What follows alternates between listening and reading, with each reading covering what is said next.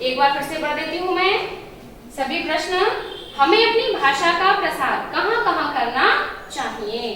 तो पाठ के अकॉर्डिंग हमें अपनी भाषा का प्रसार राज दरबार सहित पूरे संसार में करना चाहिए, ऐसा भारतेंदु जी का मत है। अगला प्रश्न है, कवि ने अपनी भाषा के अतिरिक्त किस किस को बढ़ाने की बात कही है? उत्तर है, कवि ने अपनी भाषा के अतिरिक्त निजमान, धर्म और कर्म को बढ़ाने की बात कही है। ठीक है, यहाँ मुझे पूर्ण विराम लगाना है। देखिए अगला प्रश्न देखते हैं, कवि ने महाभारत के युद्ध का क्या कारण बताया है? बहुत अच्छा प्रश्न है बच्चों। महाभारत के युद्ध से तो सभी परिचित हैं, कारण भी सभी जानते होंगे, है ना? छोटे छोटे बच्चे भी महाभारत की कथाएं जानते हैं, तो कारण एकदम स्पष्ट है हमारे सामने। एकमात्र कारण था घर की फूट। ठीक है, तो देखिए कवि ने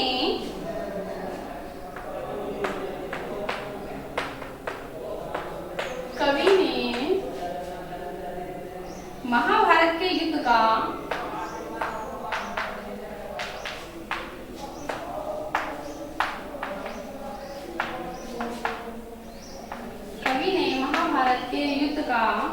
क्या कारण बताया है? क्या कारण बताया है? ठीक है, कवि ने महाभारत के युद्ध का क्या कारण बताया है? तो देखिए कारण लिखते हैं हम।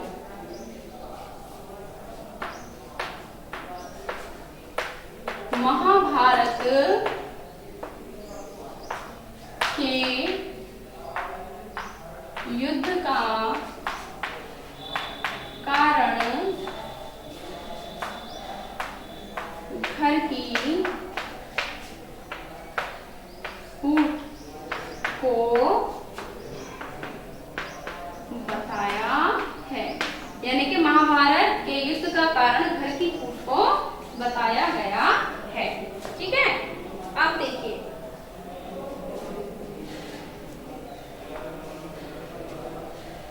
निम्नांकित पंक्तियों का आशय स्पष्ट कीजिए। ठीक है, तो पंक्ति है बच्चों, निज भाषा उन्नति अहं, सब उन्नति को मूल। ये मैं आपको लिखवा चुकी हूँ दोहों की व्याख्या के अंतर्गत कि अपनी भाषा की उन्नति सभी प्रकार की उन्नतियों का मूल कारण होती है। खा है, जो जग में धन मान और बल अपनी राखन होए, तो अपने जग में भूले हो फूट करे जनी कोई। कि यदि संसार में अपना धन मान और बल रखना हो तो गलती से भी घर में फूट नहीं करनी चाहिए। ठीक है बेटे, अब हम करते हैं भाषा की बात। भाषा की बात के अंतर्गत मैं आपको जो प्रश्न कराऊंगी वो मैं लिखने जा रही हूँ। ठीक है,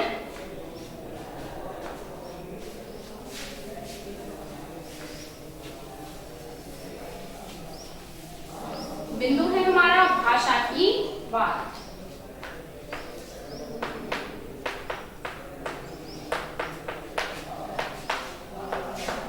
भाषा की बात, देखिए शब्दों के तत्सम रूप लिखिए।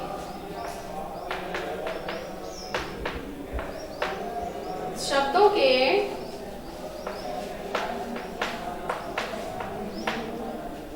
तत्सम रूप लिखिए। यहां मैं कुछ शब्द लिखने जा रही हूं। तत्सम, तत्सम शब्द संस्कृत के शुद्ध शब्द होते हैं, उन्हीं का जो विकृत रूप हिंदी में यूज किया जाता है यानी प्रयोग किया जाता है उसको कहते हैं तद्भव। तो तत्सम का तद्भव मैं आपके सामने लिखूंगी। ठीक है, एक तरफ लिखते हैं हम तद्भव और एक तरफ लिखेंगे हम तत्सम। तद्भव यानी बिगड़ा हुआ रूप और तत्सम यानी शुद्ध रूप, व्याकरणात्मक तौर पे पूरा पवित्र। कर्म, कर्म हमारा तद्भव शब्द है, इसका तत्सम होता है कर्म, जो व्याकरणात्मक दृष्टि से परिष्कृत है। ठीक है, अगला है यद्यपि। यद्यपि तद्भव शब्द है, इसका जो तत्सम होता है वो होता है यद्यपि।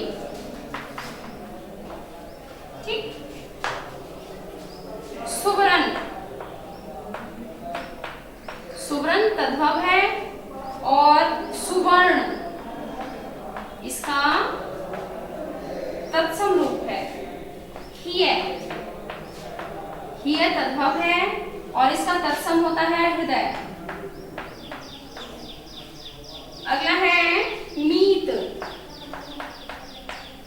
मीत तद्भव है और इसका तत्सम होता है मित्र। अगला जो आपका तद्भव शब्द है धर्म, इसका तत्सम शब्द होता है धर्म।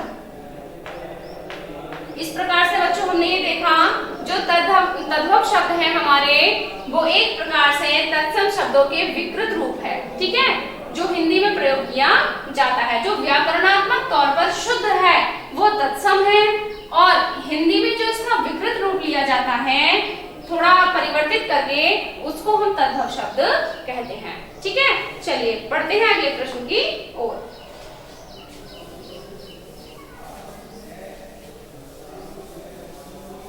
देखिए, इस पाठ में आप लोगों को कुछ कठिन शब्द देखने को मिले होंगे, है ना, जिनका अर्थ जानना बहुत आवश्यक है। तो पाठ के अंत में हम चर्चा कर लेते हैं कुछ कठिन शब्दों के अर्थ पर, ठीक है। मैं यहाँ लिखती हूँ, इधर लिखूंगी मैं शब्द और दूसरी ओर लिखूंगी अर्थ। देखिए, आपने पाठ में पढ़ा होगा एक शब्द मूल। मूल शब्द का क्या अर्थ है? तो मूल शब्द का अर्थ होता है बच्चों आधार, ठीक। अगला शब्द है शूल। शूल शब्द का अर्थ होता है पीड़ा या दुख, पीड़ा अथवा दुख। ऐसे ही अगला शब्द है विलंब। विलंब शब्द का अर्थ होता है बच्चों देर। इसी प्रकार से अगला शब्द है जत्न। जत्न का अर्थ होता है यत्न। अगला आपका शब्द है भृत्यन। भृत्यन का अर्थ होता है सेवक। भृत्य का अर्थ सेवक और भृत्यन का अर्थ सेवकों, बहुवचन में है ये, ठीक है। अगला आपका शब्द है मधी। मधी शब्द का अर्थ होता है मध्य में। मध्य में अथवा हम कह सकते हैं बीच में। इसी प्रकार से जो आपका अगला शब्द है बेगी। बेगी शब्द का अर्थ होता है बच्चों शीघ्र या फिर जल्दी से, ठीक है। इसको हम दूसरी भाषा में कहते हैं जल्दी से। आगे देखिए प्रवीण। अगला शब्द है हमारा प्रवीण। प्रवीण का अर्थ होता है बच्चों कुशल।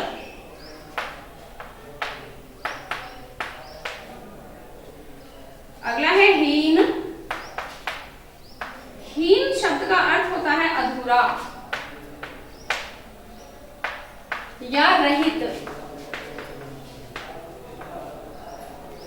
इससे अगला शब्द है आपका बिनसाई। बिनसाई।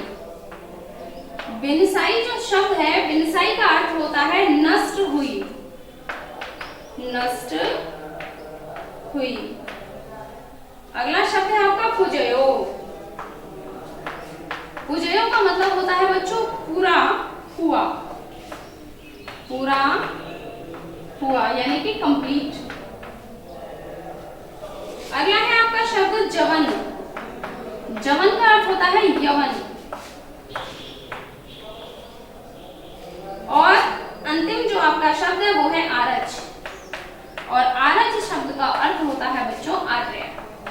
आर्य कौन? जो आर्यावर्त में रहते हैं, यानी भारतवर्ष में जो रहते हैं वो सभी आर्य हैं, ठीक है। तो इस प्रकार से मैंने कठिन शब्दों के अर्थ भी आपको लिख दिए हैं।